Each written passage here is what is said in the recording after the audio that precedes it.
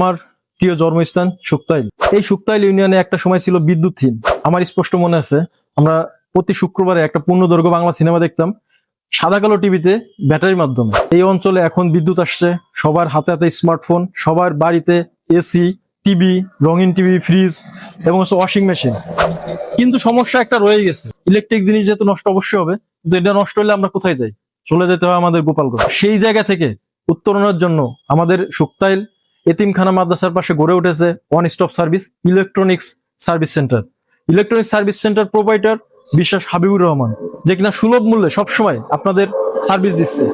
24 hours স্ক্রিনে দেওয়া নাম্বারে আপনি যোগাযোগ করবেন, হাবিবুর আপনার বাসায় চলে যাবে। ইলেকট্রনিক্স এর যত যে কোনো পণ্য আছে বা যে কোনো ডিভাইস আছে, এসি যেমন এসি আছে, ফ্রিজ আছে, নিত্য নতুন বর্তমানে ফ্রিজই বেশি, আর এসি এলইডি টিভি আছে, এগুলো আমি কাজ করি। আসলে যারা গোপালগঞ্জ বা আমার এলাকার আশপাশে আছেন যারা, আমি আসলে হোম ডেলিভারি দিয়ে থাকি। যে ভ্যানের আমি যাতায়াত ভাড়া নিই না, আমি জাস্ট নিজে ক্যারিং করে তাদের মালগুলো নিয়ে আসি, আপনাদের মালগুলো যত্ন সহকারে নিয়ে এসে আবার কাজ করে আমি দিয়ে আসি।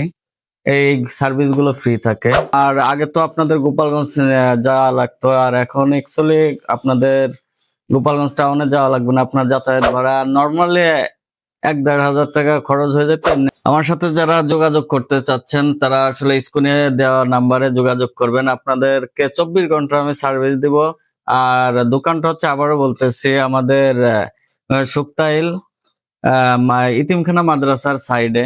ওইখানে একটা ক্লিনিক আছে, আমাদের শুক্তাইল বাজার আছে, তার মাঝামাঝি আর কি লোকেশনটা। এখানে আসলেই পাবেন।